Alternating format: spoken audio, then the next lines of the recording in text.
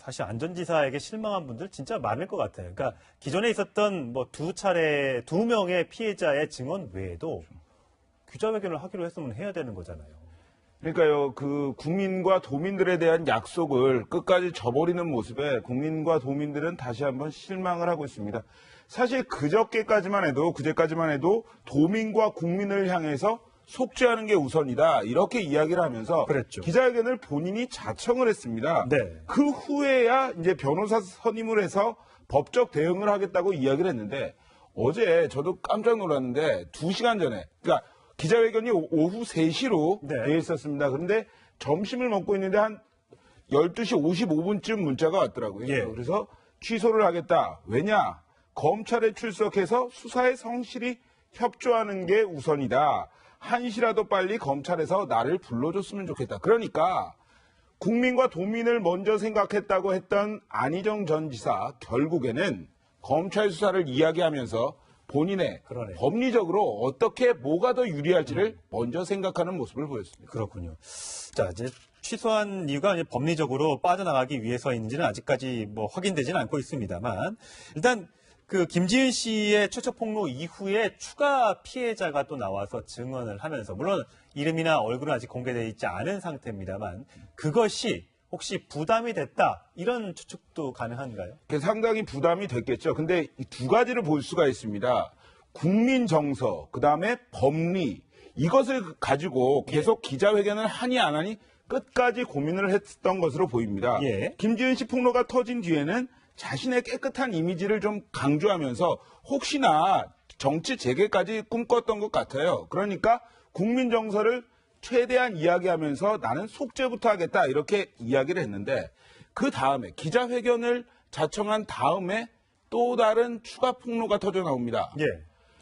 성추행과 성폭행을 또다시 당했다는 다른 여성이 나왔거든요. 여러 차례더라고요. 그렇죠. 네. 여러 차례인데 한 7차례 정도 됩니다만 더 좋은 민주주의 연구소 그러니까 안희정 지사가 차렸던 어떤 싱크탱크 같은 곳에 여직원을 수차례 성추행하고 성폭행을 했다는 겁니다. 예. 그러니까 이러한 추가 폭로까지 나오니까 이제는 법리 다툼에 먼저 신경을 쓰게 되는 게 안 전 지사였습니다. 예. 그렇기 때문에 갑자기 기자회견을 취소를 하고 왜냐 봤더니 말 한마디라도 잘못했다가는 그리고 기자들이 계속 질문을 할 거 아닙니까? 그렇죠, 기자회견 그렇죠. 중에. 예. 그러면 말 한마디로 잘못했다가는 괜히 법정 다툼에 가서 본인이 더 큰 타격을 입을 예. 수 있는 그러한 부분까지 생각을 했다. 이렇게 예. 볼 수가 있겠습니다. 뭐 안 전 지사가 해외 출장도 잦고 해서 여러 가지 논란도 과거에 이제 도정을 운영하면서 있었는데 서울에 있는 두 곳의 장소가 지금 이제 주목을 받고 있습니다.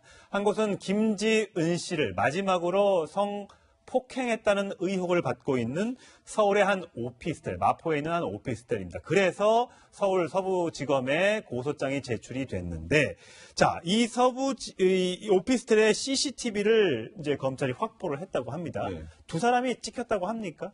예, 그렇습니다. 김지은 씨 마지막으로 성폭행을 당한 날 딱 집어서 2월 25일이라고 했습니다. 예. 근데 이 서울 마포에서 찍힌 오피스텔의 CCTV를 보면요. 2월 24일 밤에 안희정 전 지사가 오피스텔로 들어갑니다. 혼자서 들어갔다는 그렇죠. 거죠? 네. 그 다음에 그 이후에 2월 25일 새벽에 김지은 씨가 혼자 또다시 들어갑니다. 예. 그러니까 같은 시간에 들어간 건 아닙니다만 시간차를 두고 두 사람이 오피스텔에 있었습니다. 예. 그리고 유추를 해보면 2월 25일 새벽 그 무렵에 성폭행은 일어난 것으로 보입니다. 예. 근데 검찰이 이러한 CCTV를 확보한 만큼 출국 금지라는 걸 내렸습니다. 예. 왜 출국 금지를 내렸냐? 이윤택, 조민기에 이어서 안희정 전 지사까지 세 번째입니다. 뭐 언제 부르냐 이런 걸 궁금하실 분들이 있는데요.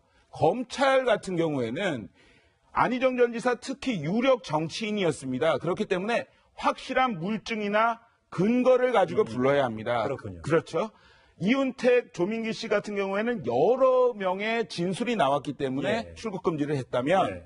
안희정 전 지사 같은 경우에는 이번 CCTV가 확실한 증거 자료가 됐다 이겁니다. 예. 자, 김지은 씨 전 충남도지사 정무비서죠. 어떻게 얘기했는지 한번 확인해 보시겠습니다. 최근에 저를 밤에 불러서 저한테 내가 밑으로 보면서 그게 너에게 상처가 되는 건 줄 알게 되었다. 미안하다. 너 그때 괜찮느냐. 그렇게 얘기를 해주셨는데 오늘은 안 그러시겠구나라고 생각을 했는데 결국엔 또 그날도 그렇게 하시더라고요. 2월 25일입니다.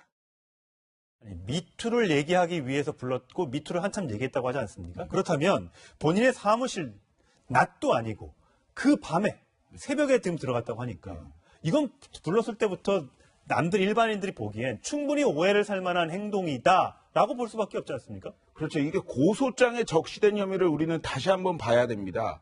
위계, 업무상 위력, 위계에 의한 추행이다 이렇게 예. 돼 있는데요.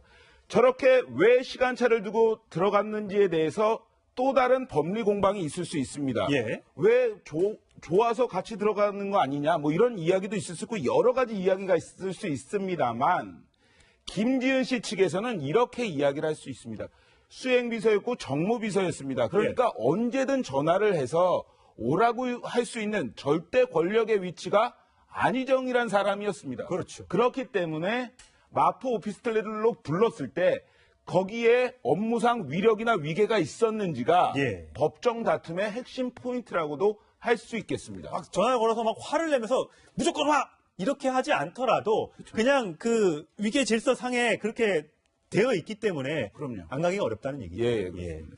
자, 근데 이게 참 법적인 용어들이 많이 등장하다 보니까 저희가 헷갈리는 부분들이 많은데 뭐 성추행, 뭐 성폭행, 그다음에 성희롱, 그다음에 강간도 여러 가지 뭐 부류가 있다고 하는데 비동의 간음이라는 게 있나 봅니다. 네, 이게 왜 나오냐면요. 업무상 위력, 위계에 의한 추행을 했을 때 이 업무상 위력이나 위계를 어떻게 판단을 할 수 있느냐. 이것이 어렵다는 측면에서 비동의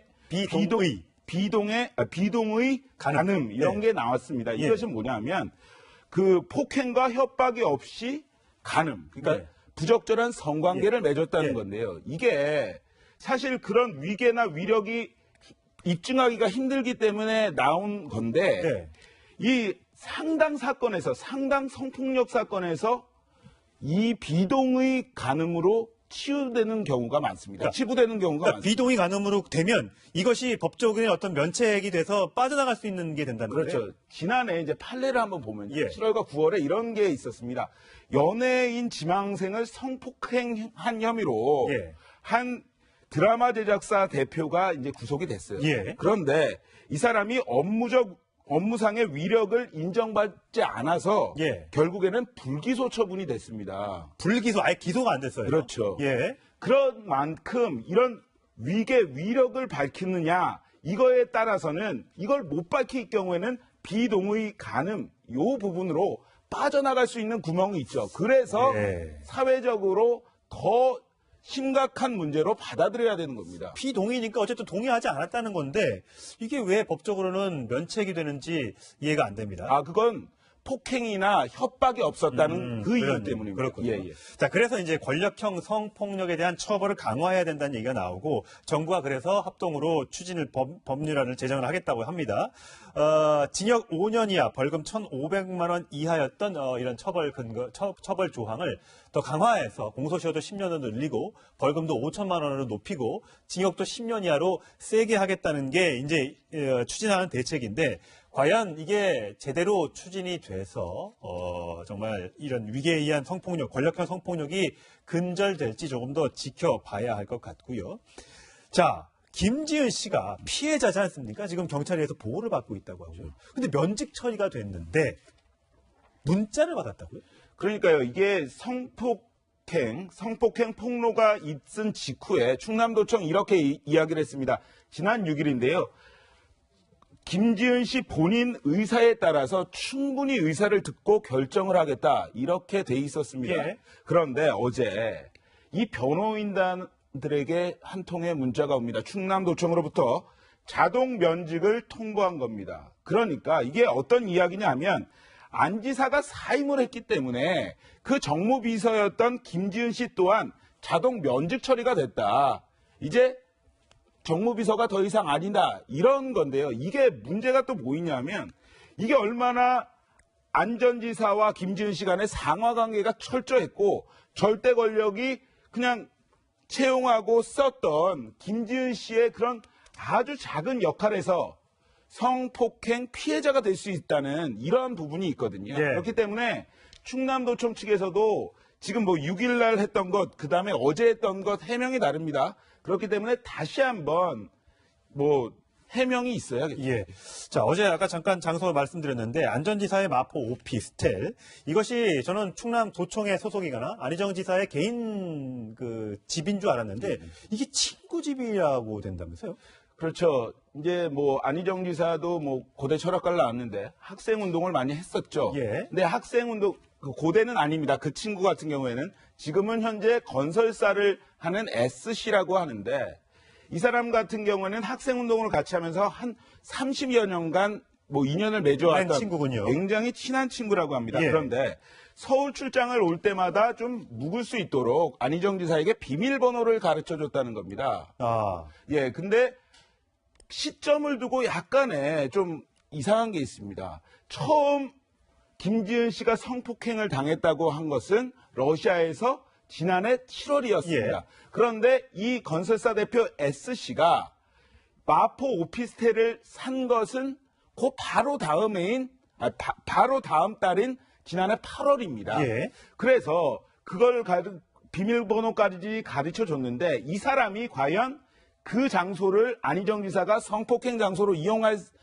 것인지를 알았냐 몰랐냐 문제에 대해서도 다시 한번 검찰이 좀 생각을 해보는 부분입니다. 설마 알았을까? 그런 생각까지 하긴 좀 힘들어 보이는데 이게 만약에 여러 차례 뭐 한 번 와서 야, 그래 친구야 뭐 우리 집이니까 한번 좀 쉬어가라고 하지 않고 이게 정말 계속 올 때마다 뭔가 공짜로 이렇게 비밀번호를 열어주고 들리라고 했다면 나중에 그 김영란법 처벌 안 되는지 모르겠습니다. 그렇죠. 왜냐하면요, 이게 한 지금 매매가가 4억 정도 되고요. 예. 그 유통되는 전세도 많지 않습니다. 여기 같은 경우에는 보증금 2천에 월세가 한 150 정도 돼요. 비싸네요. 그러니까 비싼 집입니다. 그런데 이것을 무상으로 대여를 했다. 이럴 경우에는요, 청탁금지법이라고 하죠. 일명 김영란법에.